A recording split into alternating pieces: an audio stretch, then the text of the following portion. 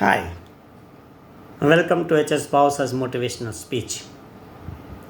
बहुत गई थोड़ी रही, थोड़ी देर के कारण रंग में भंग न आए.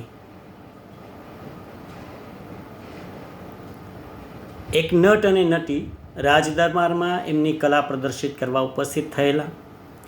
બે વાંસ લાંબા બાંધી, દોરડું બાંધી, નટી વસ્ત્ર પરિધાન કરી અને દોરડા પર ઊભી રહી. વાંસ બે હાથે પકડી એનું બેલેન્સ બનાવી અને ત્યાં નૃત્ય કરતી હતી. એનો નટ હતો એ એને ઢોલના તાલથી પ્રોત્સાહિત કરતો હતો.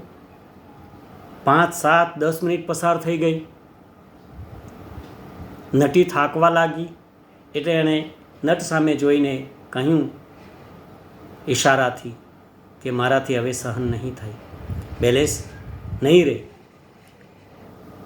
नटे ढोलना ताले एने प्रोत्साहित करता करता कहूँ कि बहुत गई थोड़ी रही, थोड़ी देर के कारण रंग में भंग न आए.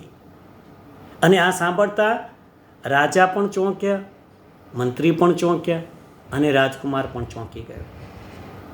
રાજાનું ધ્યાન નટીના સૌંદર્યમાં હતું અને એને પામવા માટેના વિચારો કરતા હતા. એટલે તાળી પાડી અને આ કલાને વધાવવાનું એ ભૂલી ગયા. મંત્રી રાજાને કેદમાં નાખી અને શાસન કરવાના મૂડમાં હતો. એ વિચારોમાંથી એ તંદ્રામાંથી જાગ્યો આ વાક્યો સાંભળીને કે બહોત ગઈ થોડી રહી, થોડી દેર કે કારણ રંગ મેં ભંગ ના આઈ.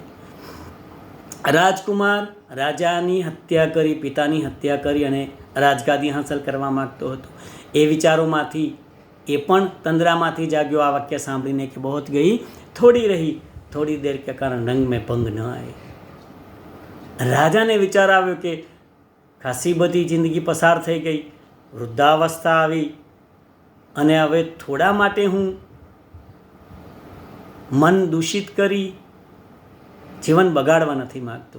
બહોત ગઈ થોડી રહી, થોડી દેર કે કારણ રંગ મેં ભંગ ન આવી. તાળી પાડી નટીના નૃત્યને કલાને વધાવ્યા. મંત્રી તંદ્રામાંથી જાગ્યો.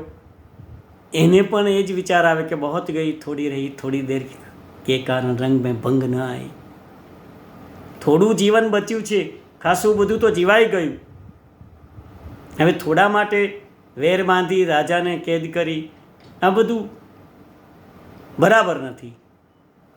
એટલે એણે એ વિચાર પડતો મૂક્યો અને તાળી પાડી નટ અને નટીની કલાને વધાવી લીધા.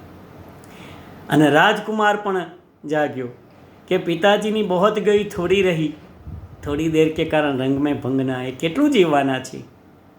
2, 4, 5 વર્ષ પછી તો મારું જ છે, શાસન રાજગાદી મારી જ છે.